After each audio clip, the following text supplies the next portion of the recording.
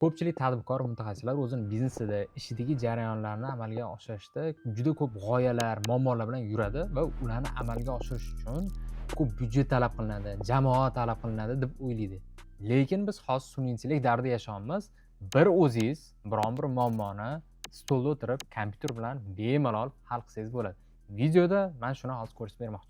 Mani miyamda ham har xil g'oyalar yoshligimdan juda ham ko'p. Misol qanaqadir startaplar, jamiyatdagi muammo-oriqlar, shaxsiy hayotdagi qanaqadir muammoni yechadigan g'oyalar. Men dasturchi emasman va sun'iy intellekt chiqishidan oldin bu narsalarni hayotda tatbiq qiladigan qanaqadir loyihaga aylantirish deyarli imkonsiz edi. Endi sun'iy intellekt shu darajaga yetib keldiki, sizga, menga o'xshagan dasturchilikdan umuman xabari yo'q bo'lgan odam, misol startap g'oyangiz bo'ladigan bo'lsa, uni birinchi versiyasini yasab, pulli mijozlarni orttirib, bemalol investitsiya oladigan darajaga hech qanaqa dasturchi jamoasiz yetib borsa bo'ladi. O'zim ham dasturchilikni bilmay turib, shaxsiy hayotimni yengillashtiradigan juda ko'p dasturlar yasab tashladim. Misol keltiraman, bittasi shaxsiy moliya dasturi. Unaqa dasturlar juda ham ko'p o'zi. Play Store'dan, App Store'dan ko'chirib olsangiz bo'ladi. Telegram botlar bor har xil, lekin men o'zimga tushmagani uchun o'zim shaxsiy iPhone'ga va Androidga dastur yasab oldim. Undan tashqari shu kitoblarni qaydini saqlab qo'yadigan dastur. Uchinchisi, ishda har xil uchrashuvlarda o'tiraman. O'sha uchrashuvlarni menga matn berib, ulardan vazifalarni sug'urib beradigan sun'iy intellektli dastur ham yasab oldim. Qaytaraman, men dasturchi emasman va agar siz ham aytaylik biznesingizni tizimlashtirmoqchi bo'lgan biron tadbirkor yoki biron sohani mutaxassisi, farqi yo'q, doktor bo'lishingiz mumkin, injener bo'lishingiz mumkin yoki shunchaki shaxsiy hayotida qanaqadir qulaylik yaratmoqchi bo'lgan dasturlar orqali odam bo'lsangiz, hozir taxminan 15 daqiqaning ichida qanaqa qilib dasturchilikni bilmay turib, shunaqa g'oyalarni, dasturini, loyihasini yaratsa bo'lishini o'rgataman. Miyangizdagi g'oyani endi bemalol reallikka aylantirsangiz bo'ladi. Birinchi ish, yoningizga kompyuter olib oling yoki notebook olib oling, chunki telefon orqali dasturlarni qurish juda ham noqulay. Olgan bo'lsangiz boshlaymiz, ekranda xaritamiz chiqadi. Mana shu xarita bo'yicha yuramiz. Birinchi qiladigan ishimiz xaritada ko'rib turganingizdek g'oyani tanlab olish. G'oya tanlashda oddiy filtrga amal qilasiz. Biz tanlagan g'oya qaysi konkret muammoni hal qiladi? Birinchi o'tirib hamma g'oyalarni hozir pauzaga qo'ying-da videoni, daftarda yoki notebookda, kompyuterda hamma g'oyalaringizni yozib chiqing. Keyin uni to'g'risiga muammolarni yozing. Ya'ni bu g'oya bitta muammoni hal qiladi, ikkita muammoni hal qiladi, konkret qanaqa muammoni, kim uchun hal qiladi? G'oyani, muammoni farqi yo'q. U biznesda bo'lishi mumkin, jamiyatda bo'lishi mumkin yoki shaxsiy hayotingizda bo'lishi mumkin. Men sizga ko'rsatish oson, tez bo'lishi uchun sodda bir g'oyani tanladim. Murakkab jamiyatga qaysidir g'oyani yoki startapni tanlaganimda 1 soatlik videoga sig'dira olmasdik. Muammo nimadan iborat? Tasavvur qiling, siz novvoyxonaning egasiz. Sizda hamma jarayonlar to'liq daftarda, qog'ozda bajariladi. Va eng katta muammoingiz bu hisobot va yolg'on. Ya'ni har kuni hisob-kitob qilib olishingizga qancha non chiqardingiz, qancha non yetkazib berdingiz, 1,5 soat, 2 soat vaqtingiz ketadi. Sizga yetkazib beruvchilar bor, siz boshqa bizneslarga non tarqatasiz. Aytaylik, kuniga 1000 ta non chiqaradigan bo'lsangiz, sizda taxmin bor, nimagadir 950 ta non yetkazib berilyapti. 50 ta, taxminan 100 tasi kuniga yo'q bo'lib qoldi. Va siz hisob-kitob qilmaganingizga kimda nima muammo bor, kim sizni aldayotganini bilmaysiz. Xuddi shunaqa g'oyani va muammoni konkret o'ziga yozib oling. Xo'p, endi g'oyani yozib oldingiz, endi sal chuqurroq kirishamiz. O'zi biron bir g'oyani hayotga tatbiq qilishda eng katta muammo nima bilasizmi? Shoshib-pishib, hali g'oyani pishirmasdan, qog'ozga tushirmasdan, uni darrov qurishga kirishib boshlash. Undan ham yomoni unga pul tikib qo'yish.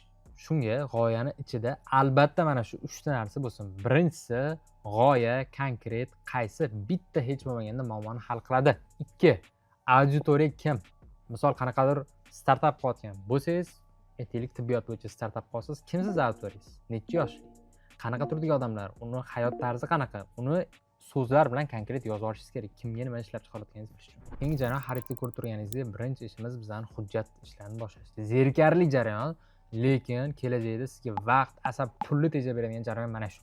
Biz xohlagan g'oyani amalga oshirmoqchi bo'lsak, mana shu 3 ta bizga hujjat kerak bo'ladi. Qo'rqib ketmay, 15 minut ichida tatbiq qilib boshlasang bo'ladi-yu deganding-u demay, men tayyor promptlar yaratib qo'yganman. Siz shunchaki o'sha promptlarni, hujjatni yaratish uchun promptlarni yozib, nusxalab olib turib, sun'iy intellektga berasiz. Shunchaki savollarga javob berib tursangiz, u tayyor hujjatga o'zi aylantirib beradi. Shablon promptlarni men bitta hozir kanalim chiqadi. Kanalda blogimda qoldiraman, o'sha yerdan olsangiz bo'ladi. G'oyangizni yozib olgan bo'lsangiz, men o'zim ham g'oyamni yozib olganman. ChatGPTga kirasiz kompyuteringizdan, keyin g'oyangizni bu yoqqa tushirasiz. G'oyani pastidan bizni birinchi ishimiz buni balki IT jamoaga berarmiz, balki o'zimiz qilarmiz. Birinchi ishimiz xuddi uy qurayotganda bizga arxitekturani chizmasi kerak, to'g'rimi? Rozetka qayerda turadi, oynalar qayerda bo'ladi, qaysi xonada nima bo'ladi, kvadraturasi hammasi birinchi yaxshilab hujjatlanadi. Xuddi shunaqa dastur yaratish ham uy qurilishiga o'xshaydi. Biza birinchi o'rinda hujjatni, arxitektura hujjati deylik, shunga o'xshagan texnik vazifalar hujjatini yaratib olishimiz kerak. Yaratib olishimiz uchun men tayyor mana prompt qilib qo'yganman. Tayyor promptlarni ichiga kiramiz. Mana birinchi bo'limni ichini ochib, strelkachani bossak ochiladi.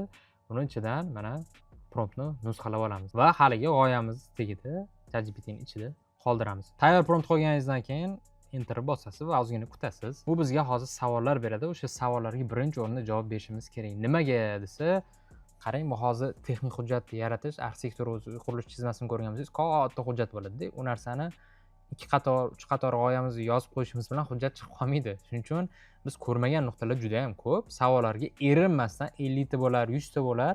Haligida men loyiha qildim, 100 talab savol berdi. Erinmasdan o'tirib javob berib chiqdim. Hozir endi bu yoqda men ekranda inglizcha yozyapti. Siz to'xtatib turib, o'zbekcha savol so'ragin mendan, o'zbekcha yozgin desangiz, o'zbekcha yozadi. Endi men bergan shablon inglizcha edi-da. Savollarga javob berib chiqqaningizdan keyin bu tayyor texnik hujjatga aylantirib beradi. Hozir men vaqt ketkazib o'tirmayman, videoni cho'zib turib, savollarga javob berib o'tirmasdan o'zing to'ldirib chiq deyman. Bunaqa endi yo'llari ham bor, tryuklar. O'zing javob berib chiq deyman, o'zi to'ldirib chiqadi, hozir ko'rasiz. Birinchi qadamni o'tib oldik, mana o'zingiz ko'ryapsiz. Uzun hujjat qilib berdi. Uncha uzun emas, chunki loyihani o'zi juda ham sodda. Sizda bundan uzun bo'lishi mumkin. Endi keyingi qadamimiz, xaritada ko'rib turibsiz, mana ikkinchi va uchinchi turdagi hujjatlarni tayyorlab olishimiz kerak. Bu nima? Bu screen map deyiladi, ingliz tilida flow va screen map deyiladi. Qisqa tushuntiraman, ichiga texnikga kirib o'tirmayman. Uy qurilishda ham har bir xona o'zining joyida turishi kerak. Misol, yotoqxona bilan oshxona o'rni almashib qolsa nima bo'ladi? Yoki birinchi va ikkinchi qavatdagi xona o'rni almashib qolsa nima bo'ladi? Biz xonalarning joylashmasini chizib chiqishimiz kerak, to'g'rimi? Xuddi shunaqa dasturda ham biz minglab, yuzlab uni ichida xonachalar bo'ladi. Bu ekran, biz turgan ekranlar. O'sha ekranlarni chizmasini chizib, qaysi joydan qaysi joyga o'tganda nima bo'lishini ko'rsatib ketishimiz kerak. Birinchi hujjat xonalar, ikkinchisi qaysi xonadan qaysi xonaga qanaqa o'tirishi. Misol, oshxonadan to'g'ri yotoqxonaga o'tadigan qilmaysiz-ku, to'g'rimi? Ya'ni yozasiz, mana bu xonadan mana bu xonaga o'tiladi deganda, dasturda ham xuddi shunaqa ikki xil hujjat bor. Bunga ham tayyor bitta prompt qilib qo'yganman. Prompt shunday ChatGPTga tashlaysiz va savollarga javob berganingizdan keyin, hujjat bergandan keyin u yana bitta tayyor hujjatga aylantiradi. Faqat undan oldin mana shu hujjatlarni borku saqlab qo'ying. Keyinchalik kerak bo'lishi mumkin. O'zingizda qanaqadir hujjat olingda, ochingda, Notion'dami, Google dokumentmi, Wordmi, ichida saqlab qo'ying har bitta hujjatni. Ikkinchi va uchinchi hujjatni olish uchun men yana o'zimizning shablon promptlarga murojaat qilaman. Aytgandek, kanalimdan olasizlar. Men tayyor promptlarning tagida ikkinchisiga kirib, strelkani bosib ochdim va uni ham nusxalab oldim. ChatGPTga qaytib kiraman. Tepadagi birinchi hujjatni qayta joylashtirish shart emas, chunki u shundoq ham xotirasida turibdi. Uni eslab, xotirasida saqlab turadi. Jo'natdik, qani ko'ramiz. Ikkinchi va uchinchi hujjatni bittada o'zi beradi. Zerikarli jarayondan o'tib oldik, hujjatlarni to'ldirdik. Eng tirilgan jarayon o'zi shu. Hujjatlarni chiroyli qilib oladigan bo'lsangiz, kelajakda sizda muammo bo'lmaydi. Shuning uchun mana tayyor qilib oldik. Endi buni olib qurilish jarayoniga o'tsak bo'ladi. Sun'iy intellekt deganda ko'pchilik o'zi ChatGPTni tushunadi, lekin sun'iy intellektlar juda ham ko'p. ChatGPT umumiy sun'iy intellekt bo'lsa, qaysidir sohalarga ixtisoslashgan sun'iy intellektlar ham bor. Dastur qurishga ixtisoslashgan sun'iy intellekt Google'da ham mavjud va uning nomi Google AI Studio. Qurishga kirishib ketishimizdan oldin bitta narsani ogohlantirib qo'ymoqchiman. Hozir mana dastur hujjatlarni beradigan bo'lsak, tayyor bizga bir 15 daqiqa, 10 daqiqa murakkabligiga qarab turib, yarim soatda balki dastur qurib beradi. Qurib bergandan keyin u ideal chiqmaydi. Bittada ideal bo'lmaydi. Sun'iy intellekt sizga hamma narsani o'zi qilib bera olmaydi.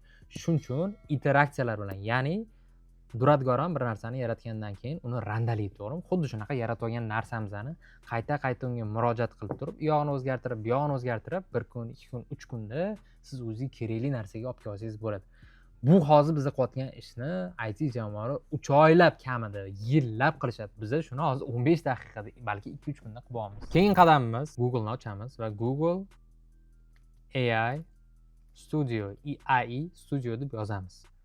Google'ga bosamiz, keyin mana tepada, mana ko'rasizmi? Mana shunaqa ikonkali, rasmli loyiha chiqadi. Uni ustiga bosamiz, kiramiz. Aytganimdek, telefondan kirmang, iltimos. Kompyuteringizda qiling, videoni to'xtating. Agar telefoningizda ko'rayotgan bo'lsangiz, kompyuteringizni olib kelib, keyin boshlang loyihani. Xo'p, Google AI Studioga kirganimizdan keyin Build degan joy chiqadi. Chapda menyu bor. Menyuda mana New App. Endi menda ingliz tilida, sizda balki rus tilida chiqar. O'shani ustiga bosasiz, mana plus ikonkasi turibdi. Bosganimizda mana bu oynaga olib kiradi bizga.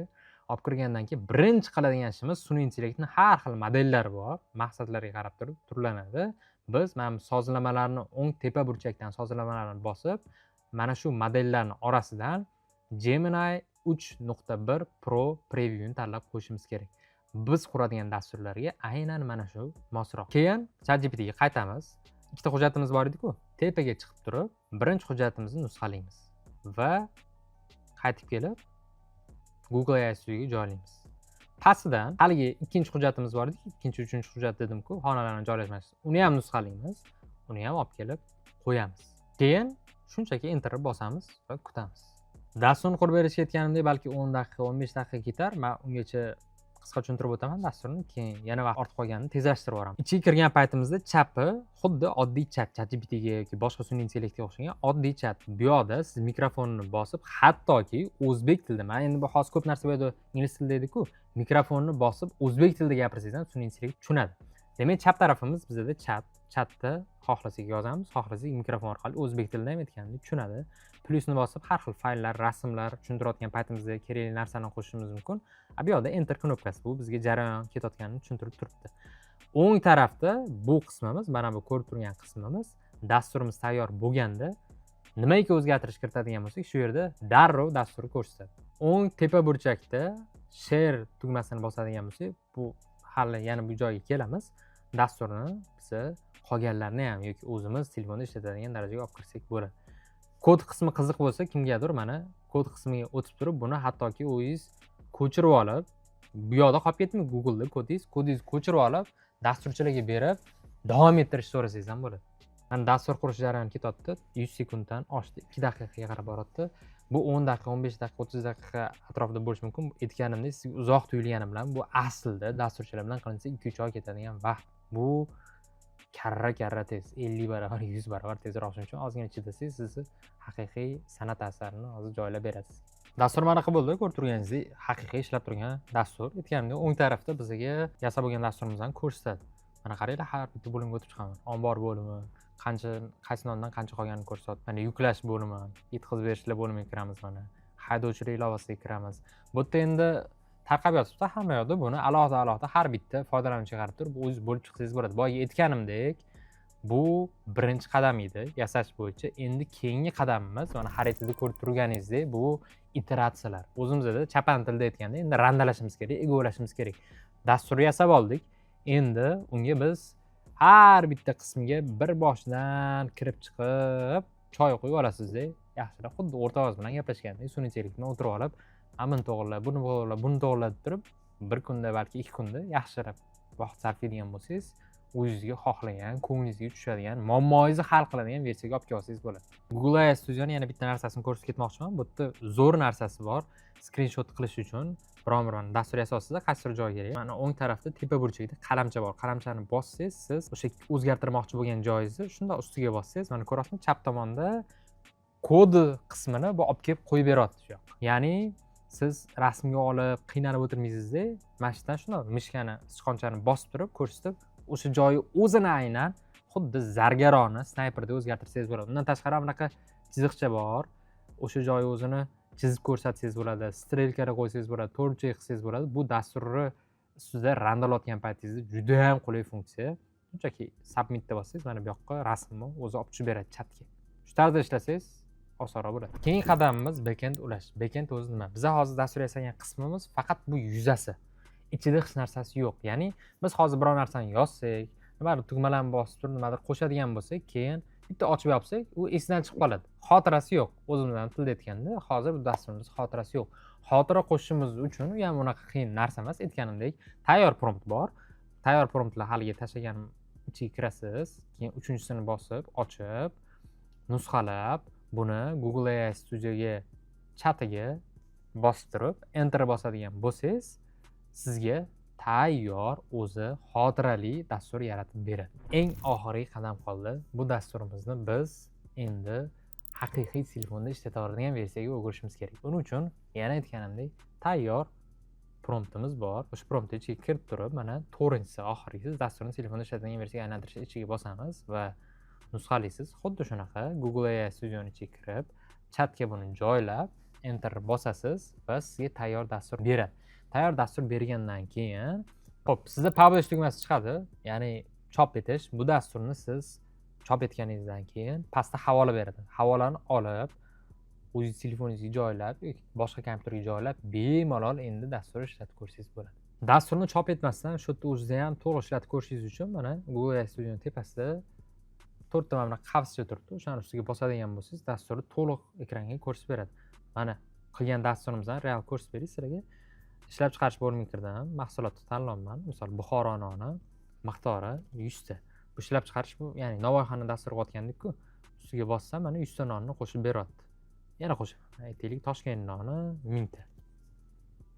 Ko'rasizlarmi? Qo'shilgan nonlar haqiqiy ishlaydigan dastur chiqdi. Bu dasturni sizlar bemalol o'zingizlar hisob-kitobinglarga, boshqa narsalarga ishlatsanglar bo'ladi.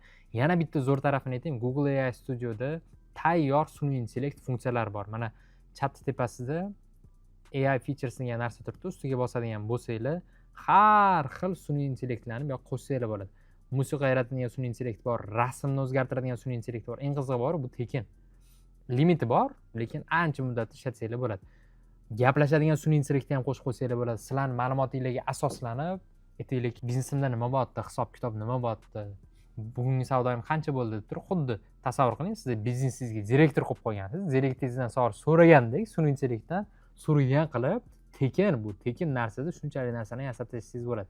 Video generatsiya bor mana, Google kartasiga ulasangiz bo'ladi, rasm generatsiya qilsangiz bo'ladi, audioni matnga o'girsangiz bo'ladi. Misol uchun bu nimaga kerak bo'lishi mumkin? Moliya dasturi yasadingiz, moliyada siz qo'lda yozib o'tirishga erinasiz.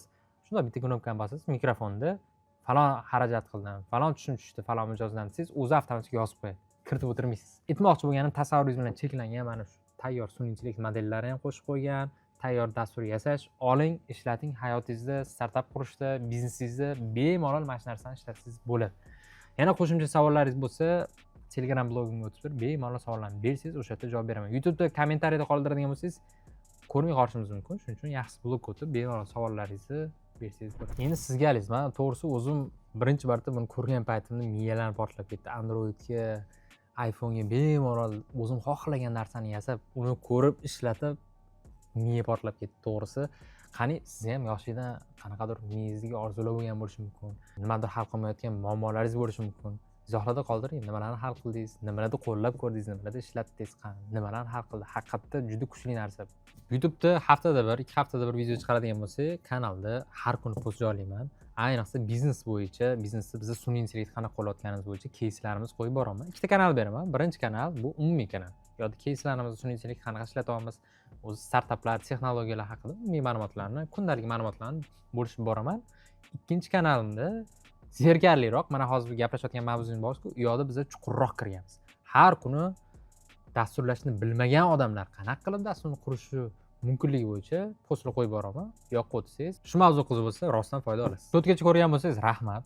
Keyingi videolarni o'tkazib yubormaslik uchun obuna bo'lib qo'ying, qo'ng'iroqchani bosib qo'ysangiz, o'tkazib yubormaysiz.